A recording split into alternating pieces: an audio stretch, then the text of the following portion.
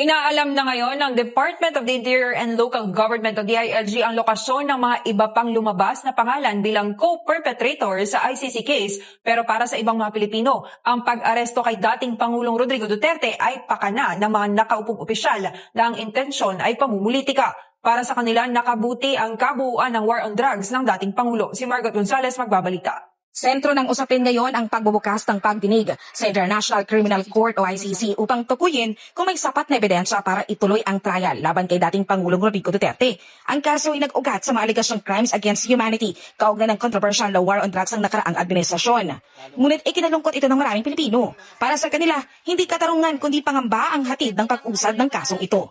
Anila, mas naramdaman nila ang seguridad ng panahon ni dating Pangulong Duterte kumpara ngayon sa Marcos administration. Obserbasyon pa ng marami, muling naglipa na ang mga adik simula na maging malamya ang gobyerno sa paghahabol sa kanila. Sa tingin mo ba nung dati nakabuti yung war on drugs dito or RD? Para sa akin, napakabuti ma'am kasi may mga anak ako eh.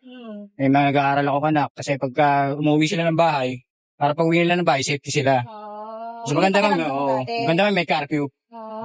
Ngayon, ano sa tingin mo? Kasi sinusundo ko na yung anak ko ngayon. Lagi mo lang sinusundo.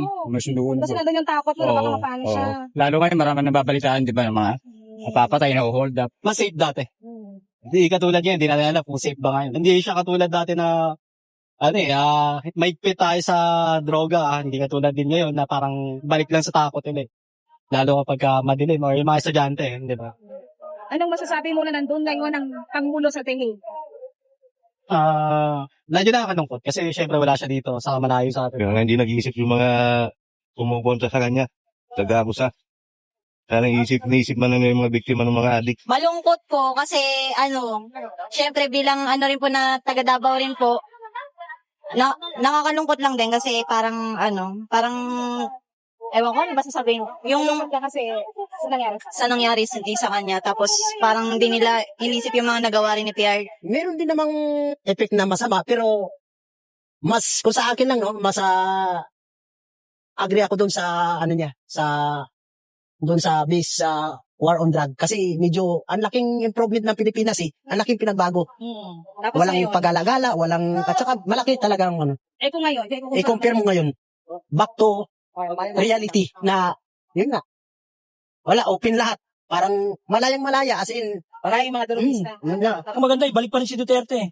Bakit? Bakit kailangan ibalik si Duterte? Lahat ng tao, lahat nagbago eh. Ngayon, lahat, puro kalokohan na. Kinababahala rin ng mga taga-suporta na ang hakbang na ito'y bahagi lamang ng political persecution o panggigipit sa dating Pangulo. Kinuwestiyon din ng ilan ang kredibilidad ng mga nag-aakusa na nila'y hindi isinaalang-alang ang naging epekto ng kampanya kontra droga sa kaayusan ng komunidad. Tama lang naman yung ginawa niya eh. Kasi, totoo lang, marami kasing adik dito sa atin.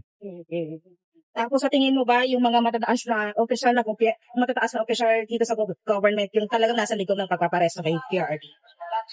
Positive. Talagang lahat man kasi hindi nila kayang hawakan si Duterte.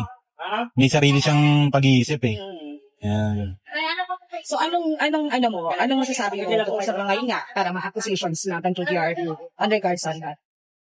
Siyempre, hindi sa akin lang. Tama naman talaga yung ginawa niya. Ngayon kung kaya nga ba, ang inaano ni Duterte, human lives, hindi human rights. Gaano kahalaga na ang inaalala ng presidente ay buhay ng tao? Napakalaki. Lalo ngayon, laganap na yung puro bata na yung pinapatay ng adik. Hindi lang talagang patayan. Lalo ngayon, laganap ng patayan. Sa kanilang makakita ka ng Sa tingin mo, bumalik ulit yung problema natin sa droga? Hindi lang bumalik. Triple pa yung binalik. Paano kami sangkot din sa droga eh? Tingnan yung presidente natin, di ba? Pagka marap sa TV, batak na batak. Part of politics lang yan. Yun lang ang masasabi ko talaga. At yun nga, wala na akong yun lang. Part of politics lang. Matatanda ang una ng sinabi ni DILG Secretary John Vic Rimulya sa isang panayam na nagkaroon ng group effort para sa pag-aresto sa dating Pangulo na sa kalaunay itinanggi rin ng kalihim. Samantala ayon kay Rimulya, tinitrace nila ngayon ang iba pang sinasabing co-perpetrator sa ICC case kahit wala pang warrant of arrest. Ilan sa mga lumutang na pangalan ay sina Senator Christopher Bongo, Senator Bato de la Rosa, former DOJ Secretary Vitaliano Aguirre II at dalawang iba pa. We are all aware na meron ng pinangalan ng co-conspirator. But wala pang warrant of arrest. So wala kaming actionable document. However, we are tracing the people already kung nasan sila. Those named, except for one na namatay na. But we are already tracing them kung nasan sila para in the event na kailangan, masanda na kami kung anong gagawin namin. Sa tanong kung narito pa sila sa Pilipinas, tugon ni Rimulya, We are getting all the records. We should have them by this week. I think 2 are abroad dalawa nasa Amerika. Pero makukuha at makukuha. para sa Diyos at Pilipinas kumahal, Mark Gonzalez, SMNI News.